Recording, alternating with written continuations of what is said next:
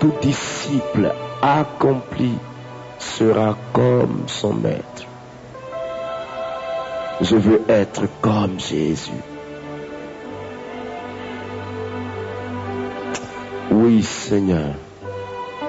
Et pour cela, je te demande une présence spéciale de ton esprit, afin d'affecter de vie, affecter aussi ma vie. Touche-moi à nouveau, Seigneur, car j'ai besoin de ta présence. La gloire t'appartient. Merci, Seigneur. Alléluia. Oh, Basoki de Braden. Merci, Esprit de Dieu.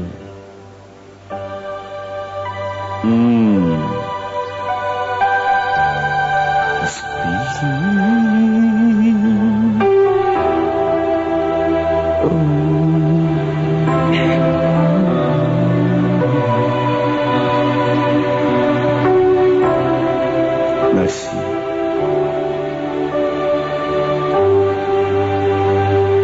Esprit de Dieu. Viens. Esprit de Dieu. C'est le moment. Je dis parmi nous.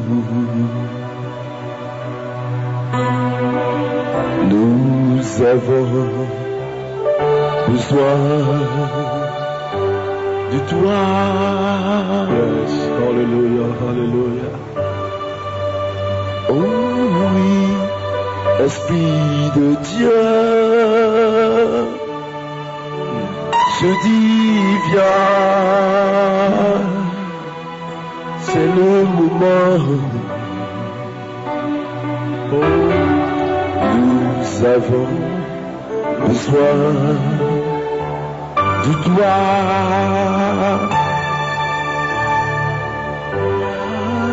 Les temps glorieux sont arrivés et il est temps de guérir le malade. C'est le moment. J'ai tant besoin de toi.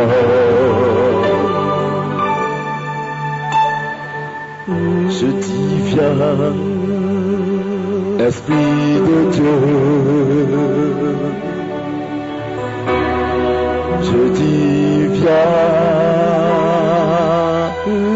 parmi nous. Nous avons besoin de toi.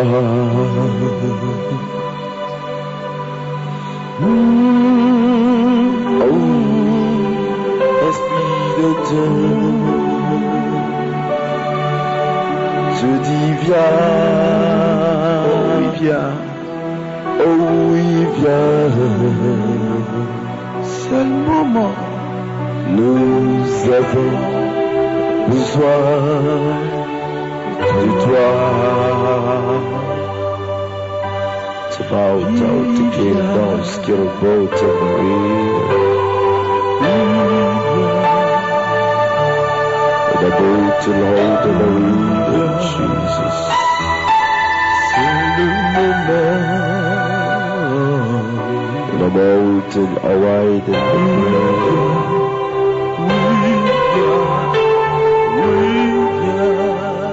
the beat about in the hold in Jesus.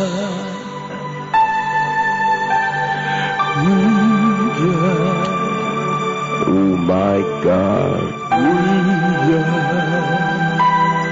C'est le moment. And I'm out of the reed of the Spirit.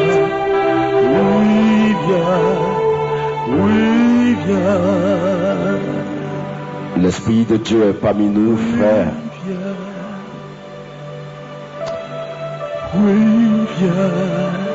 Dieu veut bénir quelqu'un parmi nous qui a fait cette prière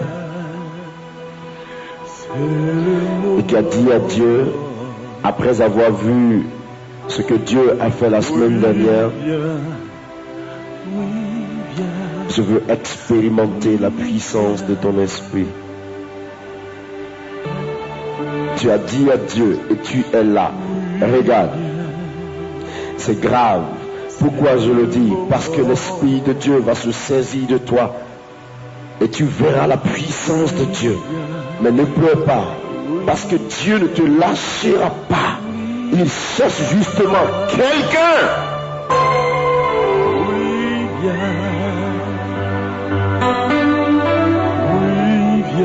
La main de Dieu est sur toi. Je te le dis. La main de Dieu est sur toi. Et ce soir, il ne te lâchera pas.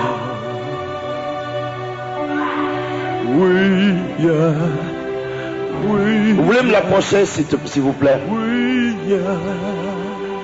C'est le moment.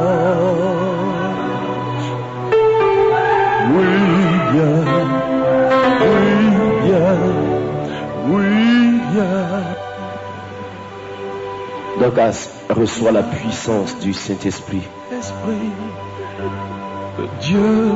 Et je prie que l'Esprit ne te lâche plus jamais de toute ta vie.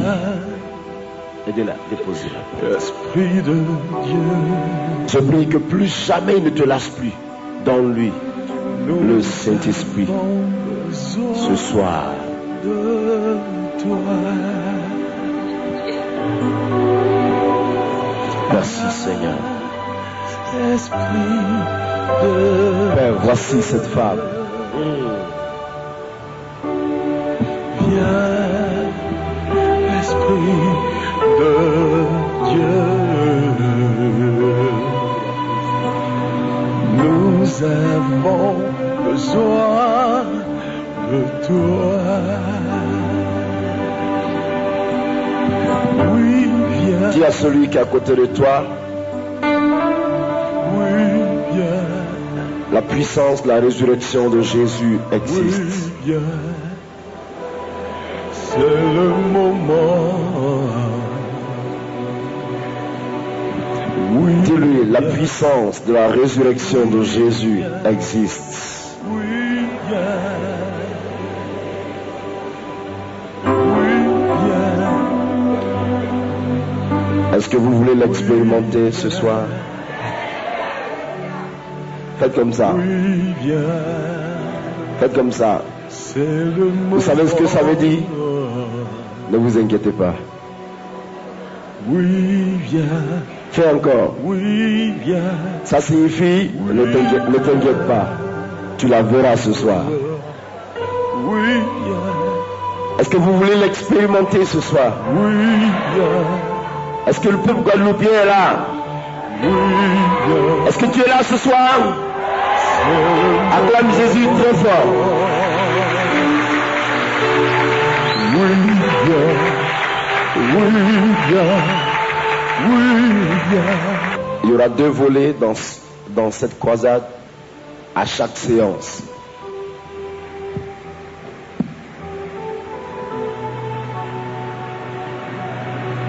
Et il y aura une phase au cours de laquelle l'Esprit va communiquer sa grâce à son peuple, et une phase au cours de laquelle Dieu guérira les malades.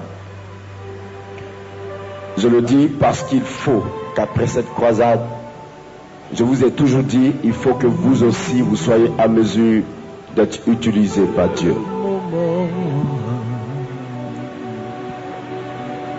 Fais comme ça, la puissance de la résurrection de Jésus. Vous parlez trop faiblement, c'est trop faible. La... Jésus. Oui, Voilà. Tu veux faire encore une fois? Jésus. Regarde quelqu'un, dis-lui, Jésus est puissant.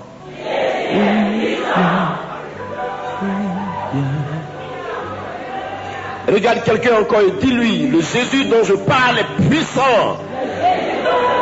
Oui,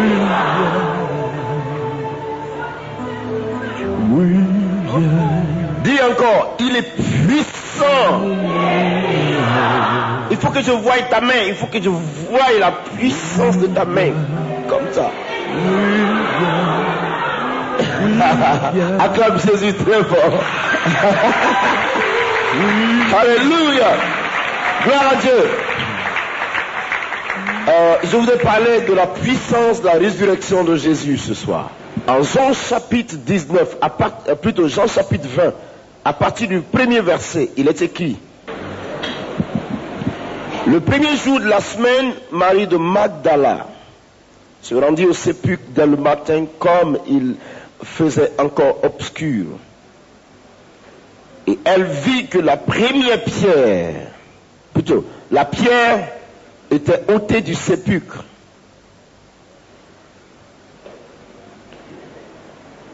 Elle courut vers Simon-Pierre et vers l'autre disciple que Jésus aimait et leur dit: ils ont enlevé du sépulcre le Seigneur et nous ne savons où ils l'ont mis.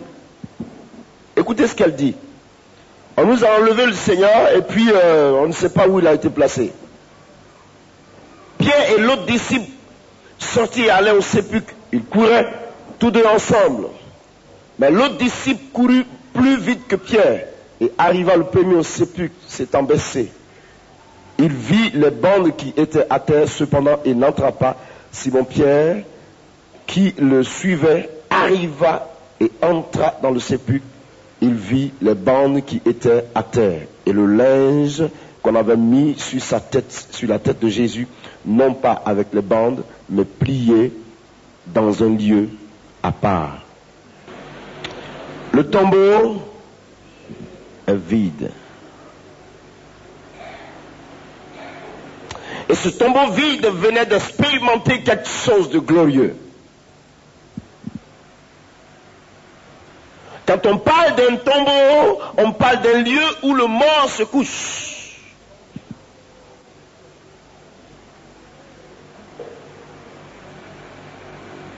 Tenez-vous prêts car l'esprit va descendre ici. Beaucoup de personnes, si vous avez des dons de révélation et Dieu le veut, ce soir vous verrez Jésus. Oui, il va se présenter à vous. Le tombeau est vide. Et quand on dit qu'un tombeau est vide, cela signifie qu'on y avait placé quelqu'un et quelqu'un l'a pris certainement. Où est-ce qu'il est, le monsieur qu'on avait placé là? On ne sait pas. Le tombeau est vide, il est tôt le matin, il est 6h30, sinon il est 6h moins, mais le tombeau est vide.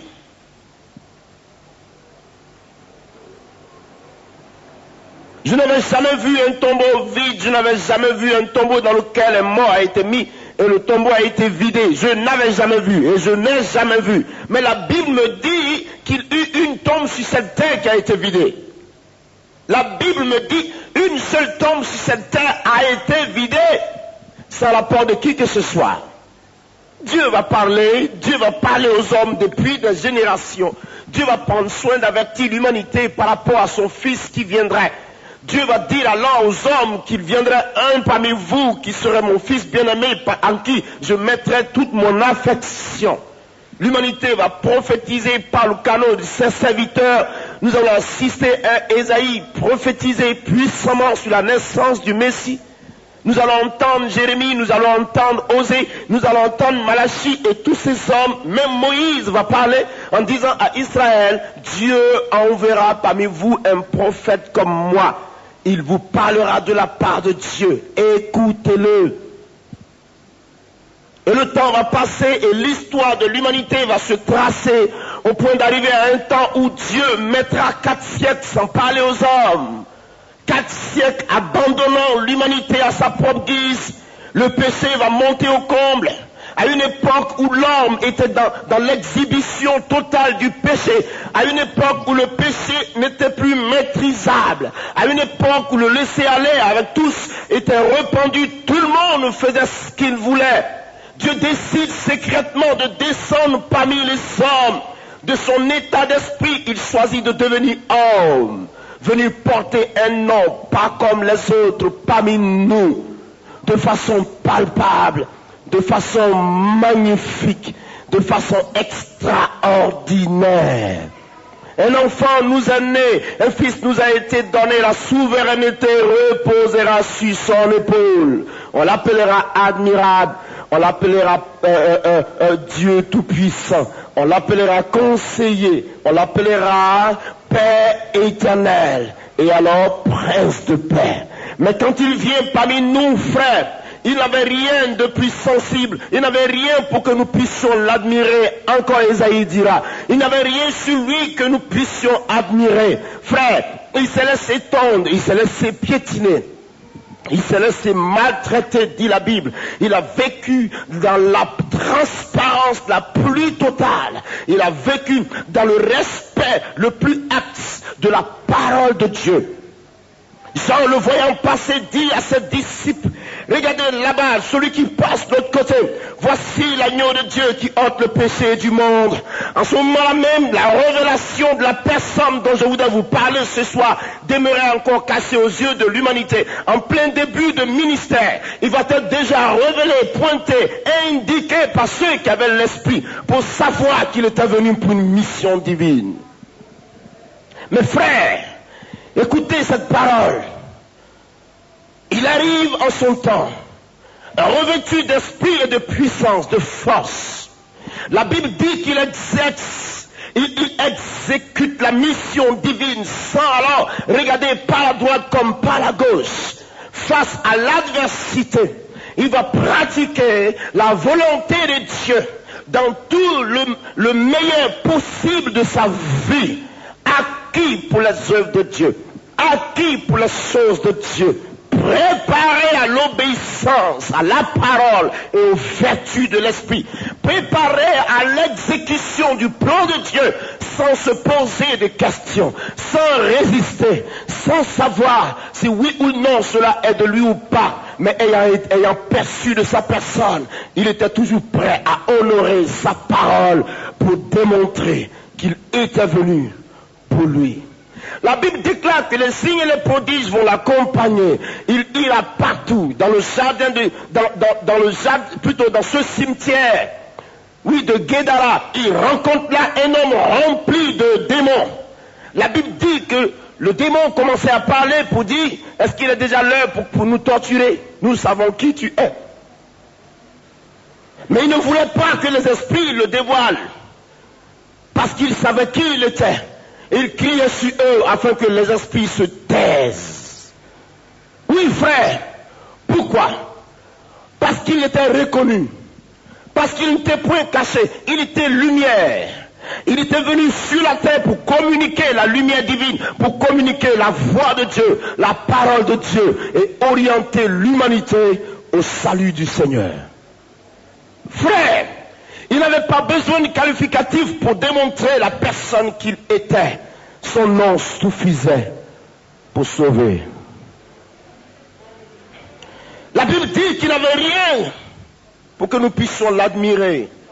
Vous pouviez le voir parmi vous. Il passait son chemin de la façon la plus simple possible. Mais vous n'alliez jamais penser que celui-là, il a été dit de lui en Colossiens qu'il plut à l'Éternel que toute plénitude habita en lui. Dieu fait homme parmi les hommes.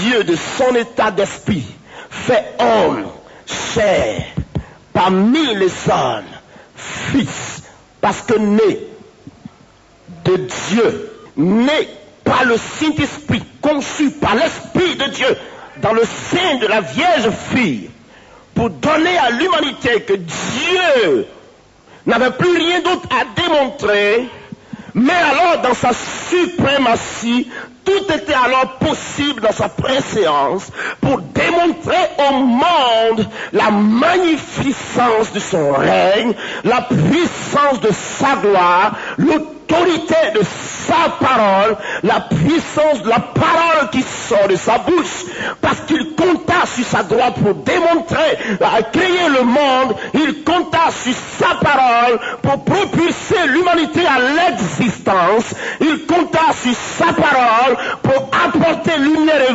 vie à cette humanité.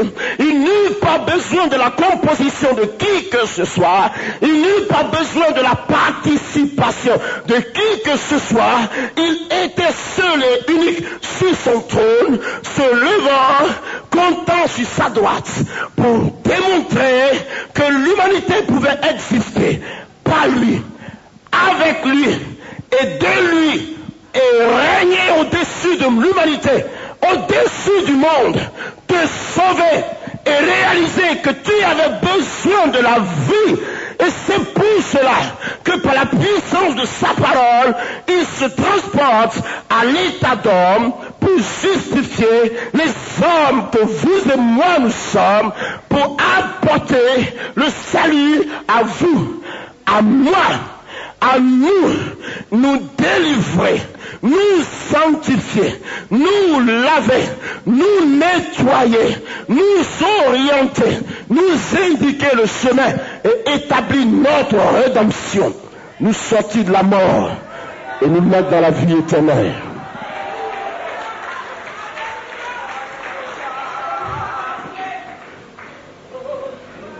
Frère,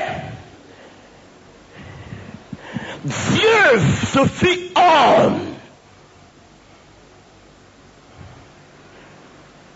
Et de qui parlera de notre part? Qui a sauvé cette race pécheresse? Personne. Cette œuvre était si importante que Dieu décida de venir lui-même. Lui-même. Frère, lui-même, j'irai, je prendrai la forme d'un homme et je sauverai l'homme. Pourquoi? Parce que ce ne sont pas les bois, ce ne sont pas les eaux, ce ne sont pas les poissons, ce ne sont pas les animaux qui étaient égarés, c'est les hommes qui avaient été égarés. Et donc pour les sauver, il fallait une créature semblable pour les délivrer.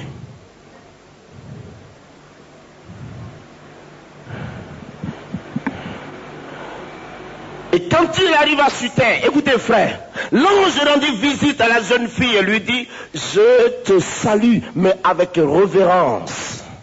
Je te salue femme, à toi à qui une grâce a été accordée. Le Très-Haut te couvrira de son ombre.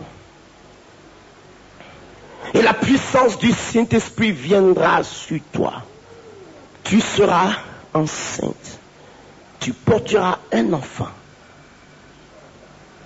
Et le Saint-Enfant que tu porteras de son sein sera appelé le Fils de Dieu.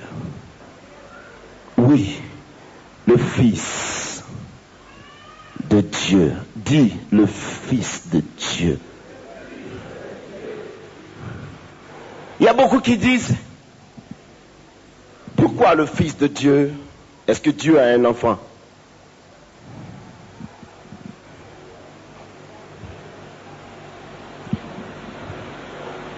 Qu'est-ce que le Seigneur ne pourrait pas démontrer s'il a appelé à l'existence ce qui n'existait pas par l'autorité de sa parole?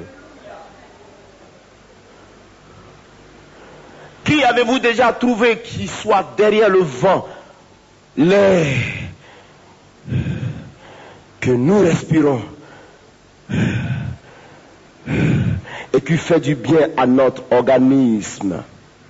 Qui a été aussi intelligent pour savoir que l'air devait servir à maintenir notre organisme par le système respiratoire? Montrez-moi votre savant, sinon votre médecine qui a créé ces choses. Montrez-moi. Et dites-moi, montrez-moi cela aujourd'hui. Si vous pouvez définir cela, je vous présenterai quelque chose de formidable. Mais si vous ne le pouvez pas, alors écoutez la voix qui sort de ce micro et qui vous indique quelque chose pour la gloire de Dieu ce soir. Il n'avait pas besoin d'être aidé par un homme pour créer le monde. Il a créé de sa propre volonté et de par sa propre décision. Regarde ton organisme. Regarde, tu es un miracle vivant. Tu es un miracle propre. Tu es une magnifique créature. Et cela ne vient pas d'un médecin, ni d'un savant, ni d'un scientifique, mais du décret du plus haut et du très haut Dieu. Avant que tu ne te poses la question de savoir pourquoi Dieu a-t-il un fils, pose-toi la question de savoir pourquoi suis-je créé. Car si il te plaît d'avoir été créé, réjouis-toi qu'il plaît aussi à Dieu que les autres ont été créés. Car s'il te plaît de vivre, réjouis-toi de ce qu'il existe encore plusieurs autres vies en dehors de toi. Et tout cela par le décret d'une seule personne. Il dit dans sa parole, je suis l'Éternel, y a-t-il rien qui soit étonnant devant ma face? Le Saint-Esprit arriva dans le sein de la jeune fille. Et le Saint-Esprit imposa le miracle dans le sein de la jeune fille. Et elle conçut. Et Joseph va se rebeller pour dire, Marie m'a trompé. La jeune fille m'a trompé.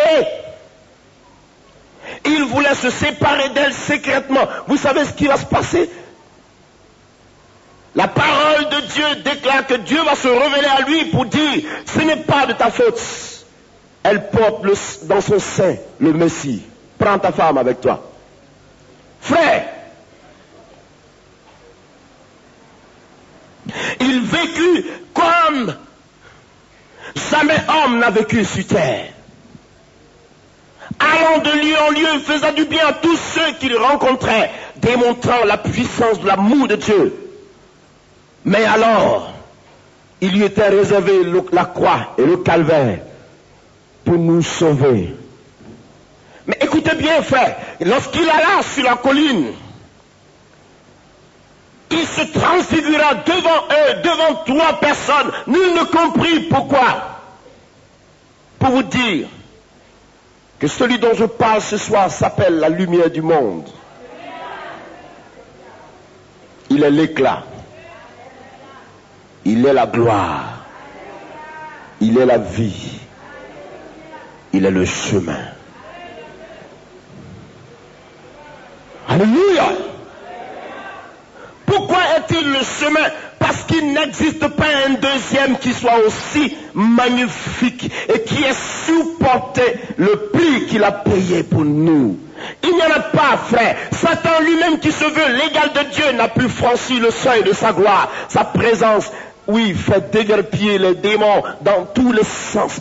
Et sa parole le conduit à tomber sous l'effet de la gloire de Dieu. Et son regard puissant et attentif, plein d'amour, est une source de vie et communication de bonté, de gloire. Et vous pouvez lire sur son visage combien il est bon et combien il est pour notre salut et pour l'amour qu'il a pour nous. Frère, regardez, observez autour de vous, avec la gloire de Dieu établie parmi nous dans le monde, la nature elle-même témoigne que celui dont je parle est puissant et magnifique. La nature elle-même témoigne que celui dont je parle domine et contrôle et tient le monde entre sa main. Quand je regarde l'étendue des cieux, quand je regarde la mer, quand je regarde le sol qui a émergé au milieu de la mer, à la surface des eaux, la terre qui a émergé, quand je regarde le vent qui souffle, quand je l'écoute, je ne peux pas me passer de savoir qu'il est Dieu, frère. Il est mort pour toi.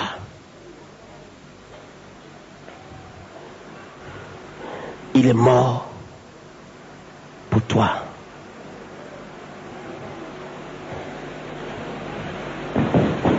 Il est mort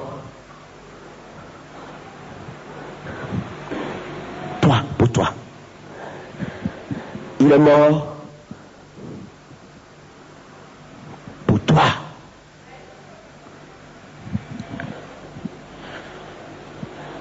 Il est mort pour toi. Il n'y a pas deux. Il n'y a pas de trois. Ils ne sont pas quatre. Il n'y en a pas 10. Il n'y en a pas 15. Il est unique. Car il n'a pas été arrêté avec qui que ce soit. Personne n'a été arrêté avec lui. Seul. Nul n'a été au poteau de la croix avec lui, crucifié comme il a été. Il a été seul. Seul. Mais pour toi. Pour toi. Sais-tu ce qui s'est passé? Crucifié pour toi, frappé, flagellé. La Bible dit qu'il a pris avec lui nos péchés.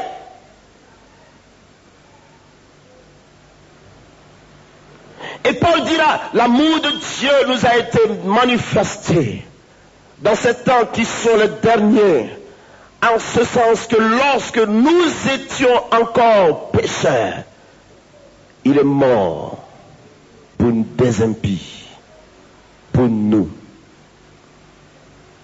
Le plus grand amour que Dieu ait manifesté à l'endroit de l'humanité, c'est d'avoir fait crucifier son Fils, afin que tu vives. Alléluia.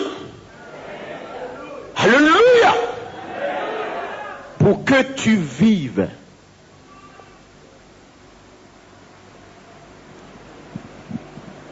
Il est monté à la croix seul. Il a crié seul. Il a saigné seul. Il a souffert seul. Il a pleuré seul. Il a été maltraité seul. Il a dit, mon père, mon père, mon père, mon père, pourquoi m'as-tu abandonné? Pourquoi? Le Saint-Esprit m'a enseigné pourquoi. Le Saint-Esprit m'a révélé pourquoi. Il a crié, mon père, pourquoi m'as-tu abandonné? J'étais au cou d'un jeûne et je dis à Dieu, comment le Fils de Dieu peut-il crier, pourquoi m'as-tu abandonné?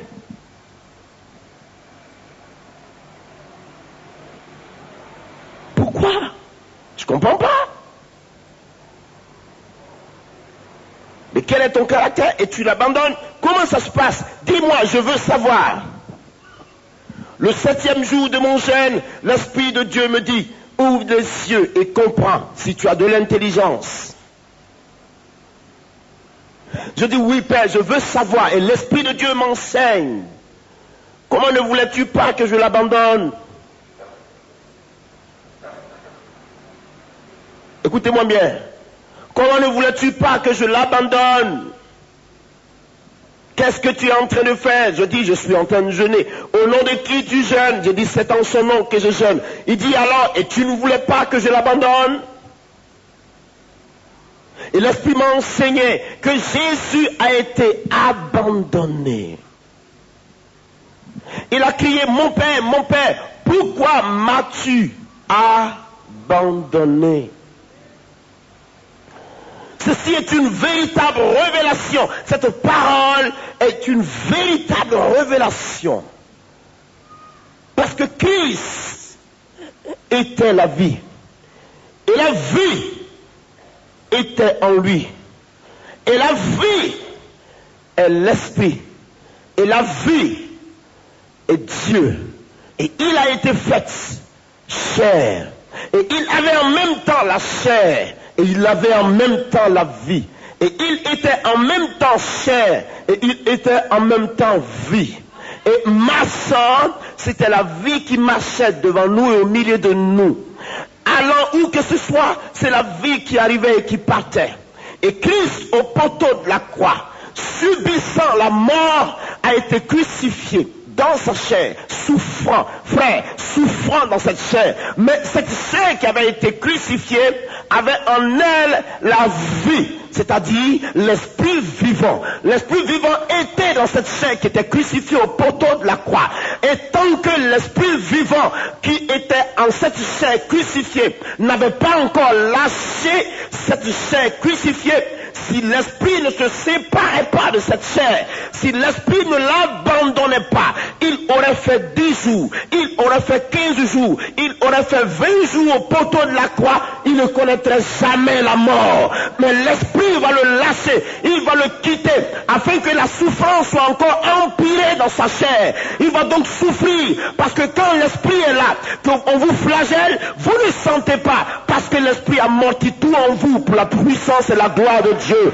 Il fallait l'abandonner. L'esprit va le lâcher. L'esprit de Dieu va le quitter. L'esprit de Dieu va l'abandonner, le délaisser, afin qu'il souffre encore plus, afin qu'il pleure plus, afin qu'il ressente encore plus le poids du péché de l'humanité et qu'il meure dans sa chair et dans sa souffrance, dans l'abandon.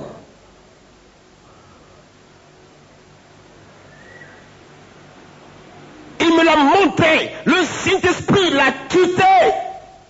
Et quand l'Esprit l'a quitté, il a commencé à souffrir. Père,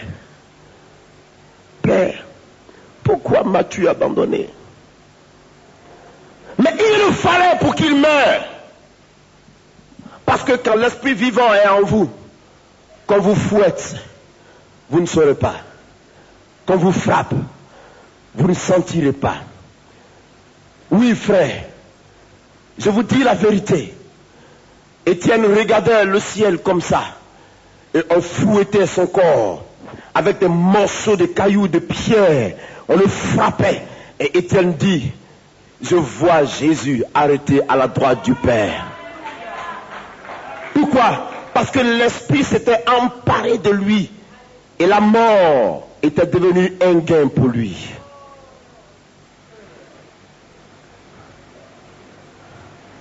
Il a fallu que l'esprit le quitte, et quand il a quitté, le corps est mort. Mais il est mort momentanément parce qu'il y avait un rendez-vous, et le rendez-vous le plus glorieux de tous les temps. Un rendez-vous exceptionnel. Il a eu besoin de le quitter momentanément pour établir notre rédemption. Et quand il a établi notre rédemption, alors son corps mort a été enterré.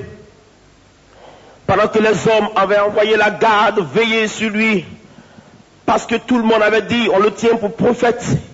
Si on ne garde pas ce corps, les hommes iront le voler, et on nous fera comprendre ici à Jérusalem qu'il est ressuscité. Nous voulons savoir, et nous voulons le voir, et nous voulons le tester. Garde, restez là devant cette tombe et vérifiez, veillez là-dessus.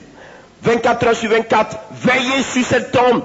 Pendant que les gardes des hommes étaient là, l'heure arriva pour le Saint-Esprit de revenir à ce rendez-vous glorieux dans la profondeur de la terre. Il partit, on le déposa là. Mais je vous dis qu'il alla même pour la rédemption de tous ceux qui avaient été déjà enterrés dans la gloire de Dieu par la puissance de l'Esprit de Dieu, qui était mort pas comme des martyrs, qui était mort comme par la souffrance de l'évangile. Il est parti sous la terre. Et la Bible dit ceci, il alla sous la terre. Frère, vous savez, la révélation de Dieu est telle que dans la profondeur de la terre, il est allé établir une autre rédemption. Il savait que la dernière arme de Satan sur laquelle il comptait, c'était la mort. Or, il n'y avait que dans la tombe qu'on pouvait expérimenter la mort. Quiconque est mort est enterré. Et tous avaient été tenus dans la captivité, dans la mort. Il est parti dans les abîmes de la mort. Il y est descendu.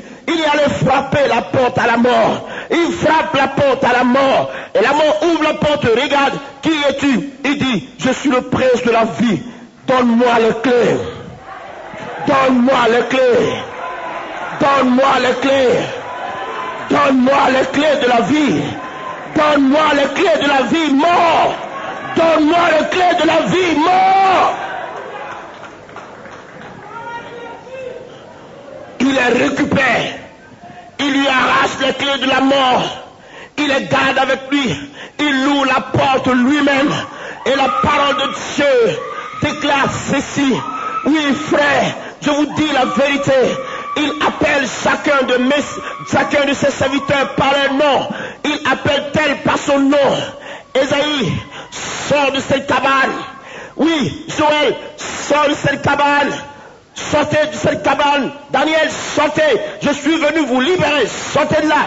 Il va les libérer de la cabane de la mort. Il va les libérer de la mort. Il va les libérer de la mort. Il va les libérer de la mort. Daniel, sortez. Joël, sortez. Osée, sortez. Malachie, sortez. Joël, sortez, vous tous. Je dis, sortez. Abednego, sortez.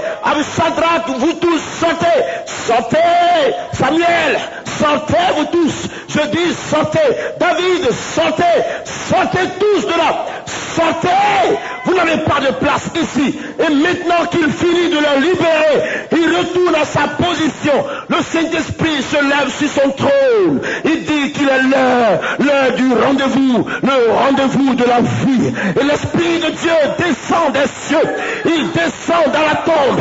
Il va visiter le corps. Il va le réintégrer. Il va le ranimer. Il va le réanimer, frère. Il va le toucher. Il va pénétrer en lui. Il va remettre la vie en lui. Jésus est ranimé. Il ressort. Mais alors, ressuscité.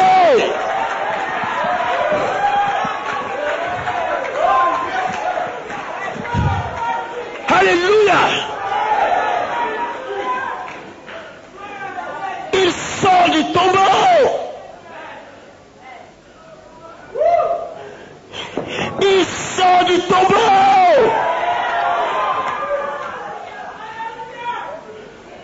Il sort du tombeau, frère.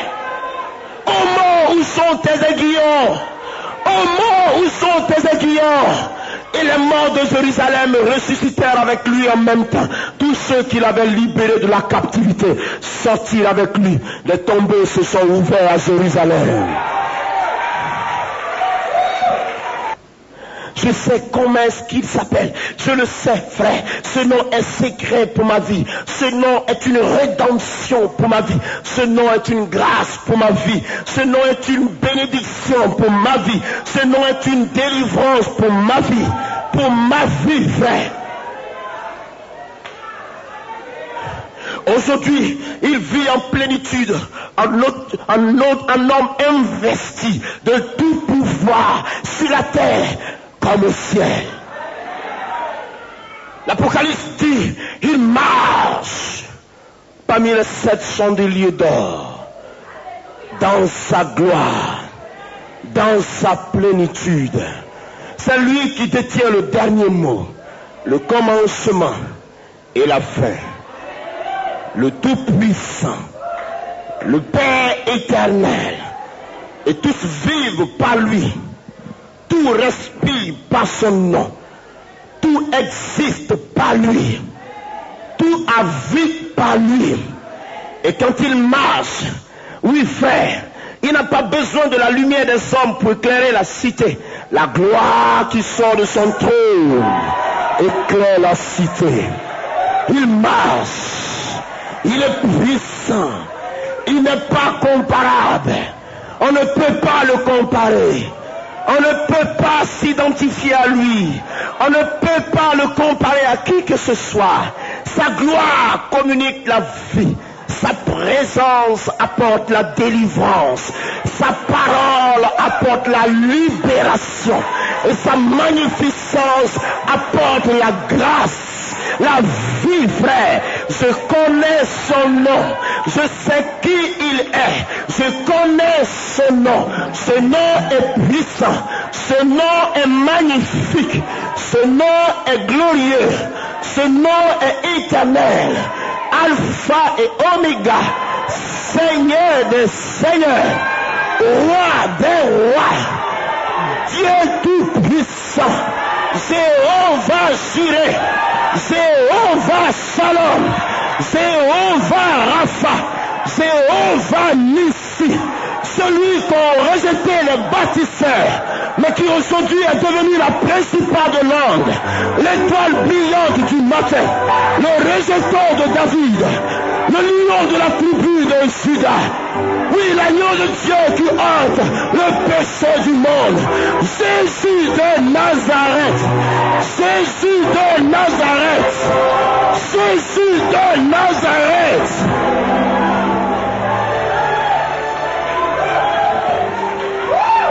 Frère, je connais son nom, le nom le plus puissant de la terre. Des hommes ont existé. Des hommes ont épris l'humanité. Des hommes ont gouverné par leur pouvoir. Des hommes sont venus. Des hommes ont régné. Des hommes ont sémé la terreur. Des hommes ont bâtonné le monde par leur intelligence. On les a appelés les savants. Ils ont tous morts. Ils ont été engloutis dans la tombe. Ils ne sont jamais sortis de là. Eisenhower est venu, il est parti. Churchill est encore resté dans la tombe, frère. Moustou Ito est encore resté dans la tombe, frère. Les rois de la terre sont restés dans les tombes. Le ciment n'a jamais pu se casser. Frère, je vous dis la vérité. Je vous dis la vérité. Gorbatchev est parti, n'est-ce pas? Oui, Duce Mussolini est parti à son tour. Je vous dis la vérité. Adolf Hitler a terrorisé le monde. Il s'en est allé. On n'a jamais su ce qui a réellement pu se produire au sujet de sa vie. Oui, des hommes comme Antoine de Saint-Exupéry, ils sont partis. Albert Einstein, ils sont partis, frère. Ils sont partis, frère. Simone de Beauvoir, ils sont partis, frère. Ils sont tous partis, frère. Molière, ils sont tous partis, frère. Tous sont partis. Mais je vous donne quelque chose. Je vous dis quelque chose. Il existe un nom, le nom le plus glorieux de la terre. Il existe un nom, le nom le plus merveilleux du monde. Il existe un nom, le nom le plus magnifique, le nom le plus suprême, le nom le plus digne. Il est mort. Il est sorti du tombeau.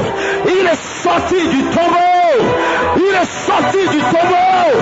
Il est sorti du tombeau. Allez à Jérusalem. Allez à Jérusalem.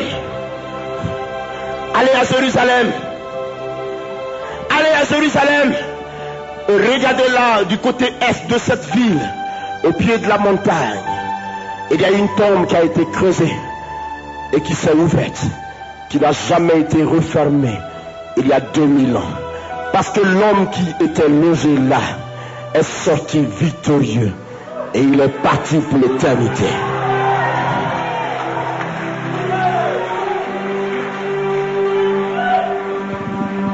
Son nom est puissant. Son nom apporte la guérison. Son nom apporte la délivrance. Son nom communique la vie. Son nom apporte la réalité de la vie, frère. Son nom apporte la rédemption.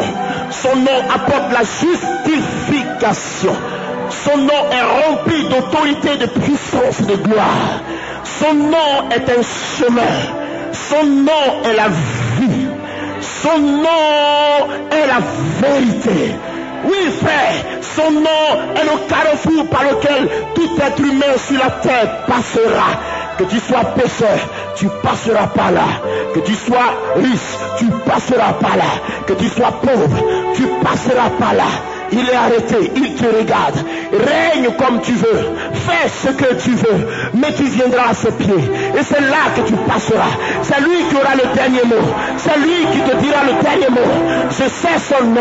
Ce nom est un nom, le nom de Dieu, le nom du Tout-Puissant, le nom du Créateur, le nom de celui qui détient la vie, le nom de la vie éternelle, le nom de la bonté céleste, le nom du royaume des cieux, le nom de la grâce infinie de Dieu.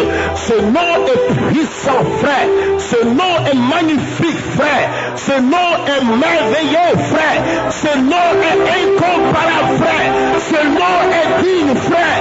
Ce nom est magnifique, frère. Ce nom, je le connais. Ce nom, je le sais. Jésus de Nazareth est vivant et puissant. Jésus de Nazareth est Dieu. Jésus de Nazareth est Dieu.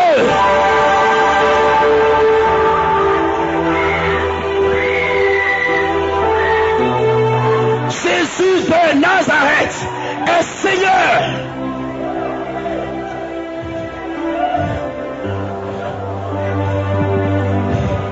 Je le sais, car tout pouvoir m'a été donné sur la terre comme au ciel.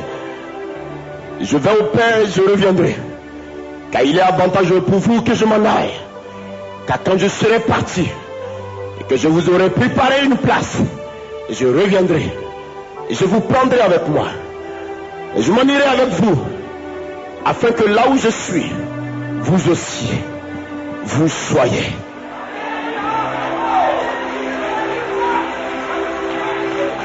Et l'Apocalypse dit de lui, le nom nouveau qu'il porte dans les cieux, c'est la parole.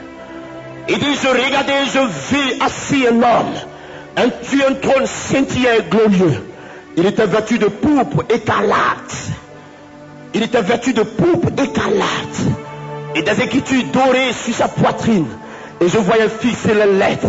Et je pouvais le lire. Le véritable. Et la Bible dit qu'il s'appelle le témoin fidèle. La Bible dit qu'il est pour nous le témoin fidèle. Avez-vous jamais su qu'il existait pour vous un Dieu aussi grand que celui dont je vous parle ce soir? Avez-vous jamais su qu'il existait un Seigneur aussi magnifique que celui dont je vous parle ce soir? Quand il se lève de son trône et quand il ouvre sa bouche, la créature obéit. Le seul capable, il marcha sur les eaux et personne ne lui apportant de soutien. Il marcha sur les eaux allant vers les disciples, comme si l'eau était une surface solide sous ses pieds.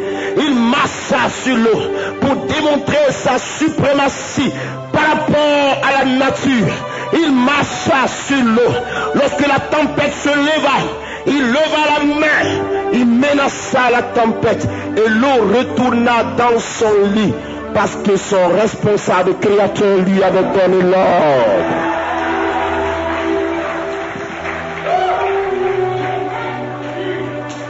Je ne vous parle pas d'un semblant de Dieu. Je ne vous parle pas d'un petit Dieu. Je ne vous parle pas d'un tout petit consultant. Je ne vous parle pas non plus d'un rescapé, de ce Dieu quelconque. Non, je vous parle du Créateur du monde. Je vous parle du Créateur, le responsable de la vie. Je vous parle de celui qui détient la puissance créatrice, la gloire de Dieu. Oui, frère, l'Apocalypse dit, je regardais et je vis un cheval blanc. Il était grand, puissant. L'homme qui le montait était fort, glorieux, puissant, fort. Ses yeux dégageaient comme du feu. Et sa langue était comme une épée pointue. Et je voyais assis et écrit sur son vêtement et sur sa cuisse droite, Seigneur des seigneurs, Roi des rois.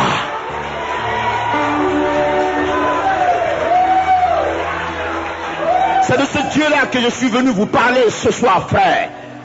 Car je l'ai vu me délivrer. Car je l'ai vu me communiquer la vie.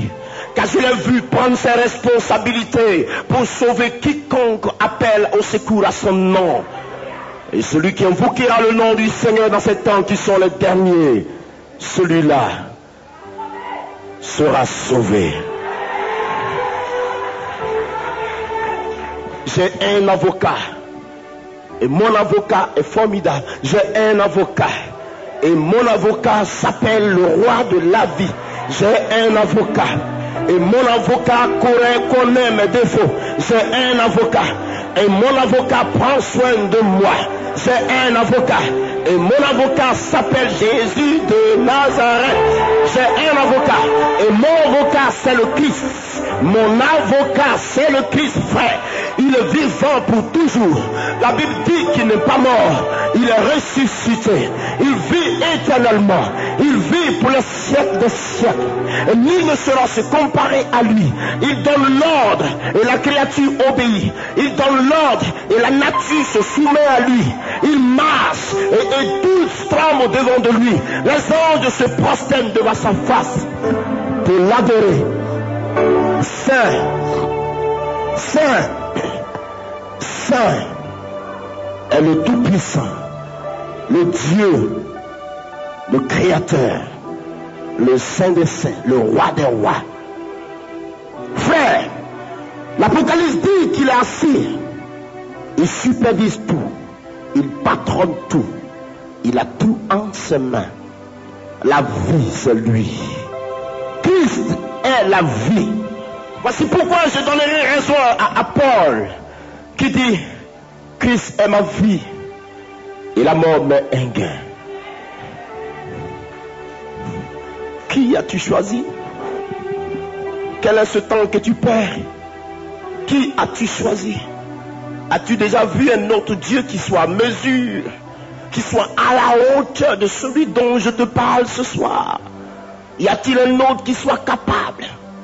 Même les gars des affaires de la Guadeloupe ne parviendront jamais à toucher au seuil de la puissance de sa présence.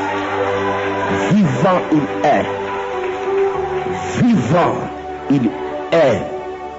Vivant il est. Vivant il est. Puissant il est. Magnifique il est. Roi il est. Je veux saluer sa majestueuse présence. Jesus Christ. Je veux saluer sa majestueuse présence et avec révérence. Tu es honoré, Seigneur. Tu es honoré, mon Père. Tu es honoré ce soir. Tu es glorifié. Je veux dire à sa justice, à sa présence, qu'elle est si magnifique que je n'avais pas vu ailleurs. Merveilleux Seigneur. Dieu, Alpha et Oméga. Son nom guérit. Son nom guérit les malades. Son nom libère. Et son nom communique la vie. Son nom apporte la paix. Et son nom est la solution. Et son nom détient la grâce.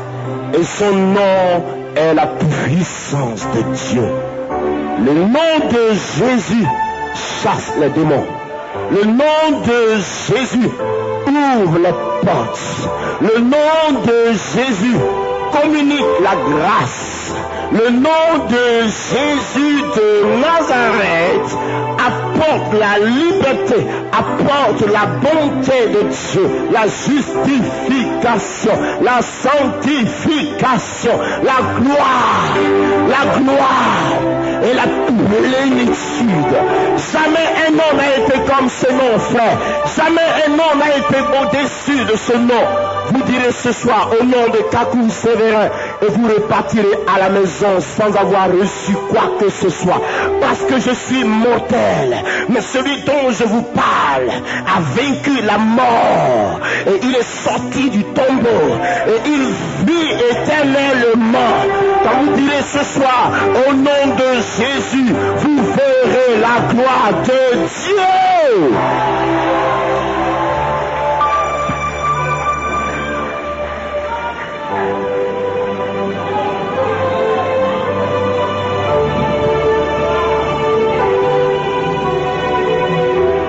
Il est Dieu. Il est Dieu.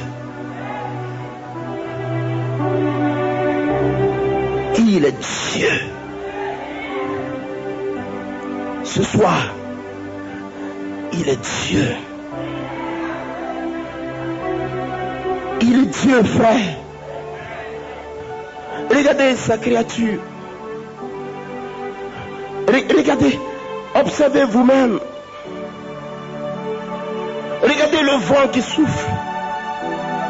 Regardez, je respire. Sans effort. Qui est responsable de ceci? Regardez vous-même, regardez la mer, regardez les eaux. Qui est responsable de ceci? Regardez vous-même. Il est réel. Il est réel. Frère, il est réel. Je ne vous parle pas d'un faux Dieu. Non, je vous parle du véritable, le Créateur, le Dieu qui est la vie. Je vous parle de celui qui a accepté de nous sauver. Il est réel. Alléluia.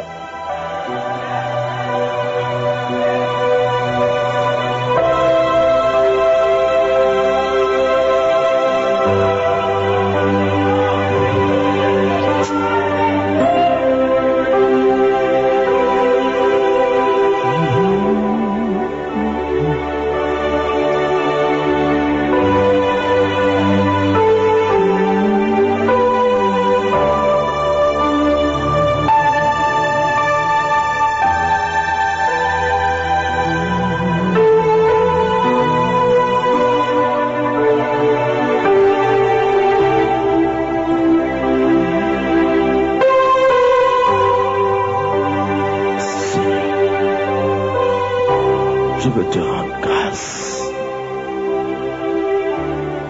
Soutien. Comment ne pas t'adorer, Jésus? Oh oui, comment ne pas te louer, Seigneur? Comment ne pas le faire? Tu es ma vie, ma vie. Tu es ma force, tu es mon soutien.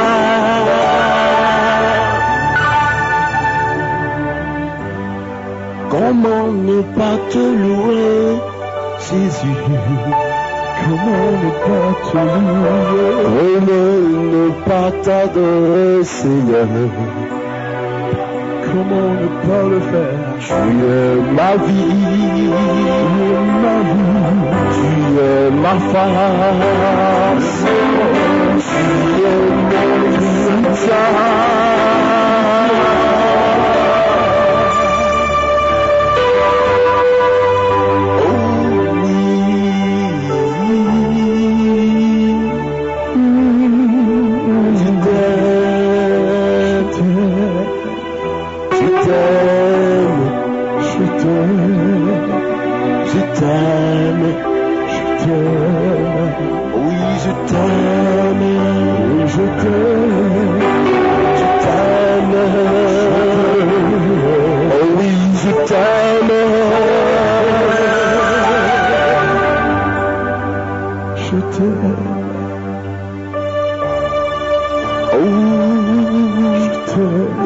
Jésus,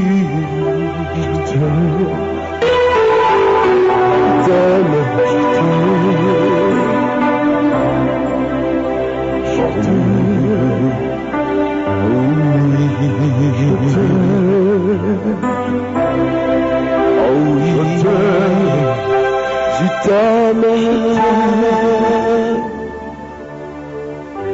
Comment ne pas te louer, Jésus? Comment ne pas te louer? Comment ne pas t'adorer, Seigneur? Comment ne pas t'adorer? Tu es ma vie, tu es ma force, tu es mon soutien.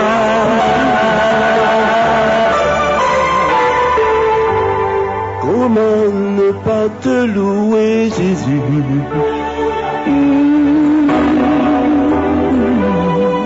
Comment ne pas t'adorer, Seigneur?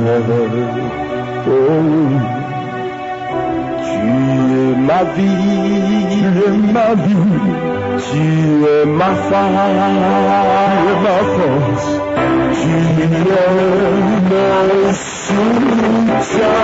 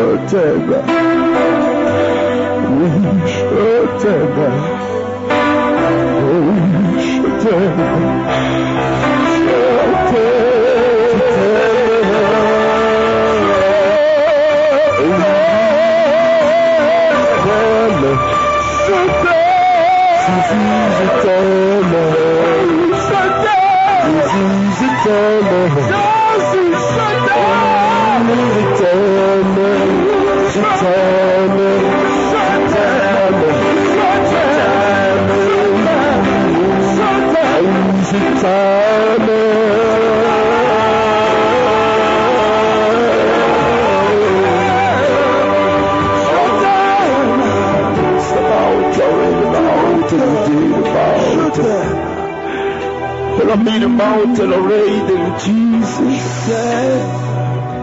So meet the mountain though that died. So to meet the mountain door is kill the boat till arrayed.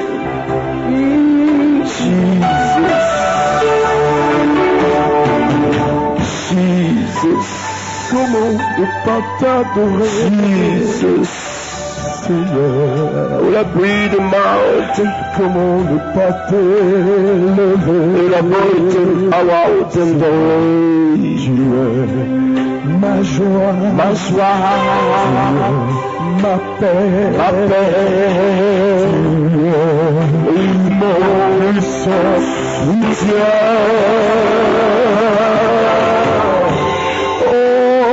Comment ne pas te chanter? Ma vie, ma force,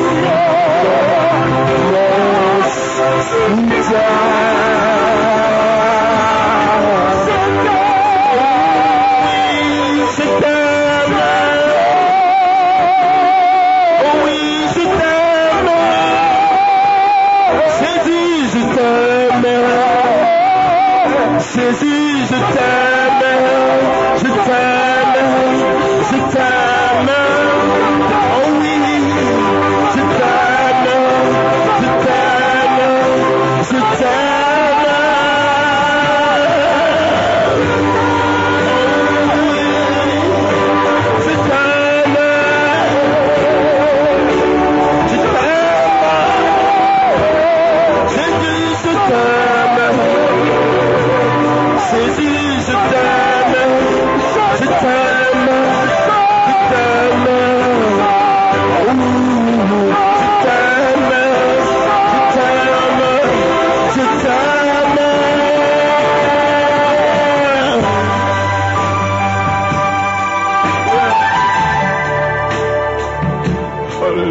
Ta présence est magnifique. Alléluia. Ta présence est magnifique. Ta présence est magnifique. Yes. Hallelujah. Un homme est assis ici. Dieu veut donner un nouveau élan à ton ministère. Il t'a accordé le don pour gagner des âmes. Il a dit, tu marqueras la différence. Il a dit, tu connaîtras la puissance de sa présence. Il a dit, le temps est opportun. Il a dit, cette heure m'appartient. Cette heure m'appartient.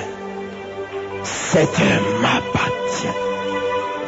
Cette heure m'appartient. Cette heure m'appartient. Cette heure m'appartient. Cette heure m'appartient. Jésus!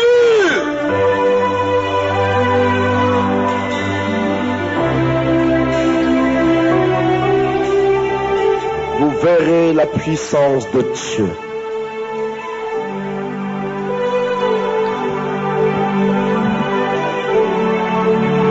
Il va envoyer un réveil spirituel. Il va souffler un vent dans les Caraïbes. Guadeloupe, il va souffler un vent sur toi. Guadeloupe, le vent qui embrase avec lui toutes les saletés de la ville et qui le conduit dans l'eau hors de la ville après avoir nettoyé. Il va souffler ce vent. Il va souffler ce vent sur hommes et femmes. Il va souffler ce vent sur des vitamines. Il va souffler ce vent par la puissance du Saint-Esprit. Il va souffler ce vent glorieux, la magnificence de sa présence, la gloire de sa présence, le bonheur de sa présence. Il va souffler, il va souffler, il va passer, il va toucher, il va guérir, il va transformer des vies, il va préparer des vies pour la moisson finale, il va préparer des vies pour la moisson finale, femmes et hommes, hommes et femmes.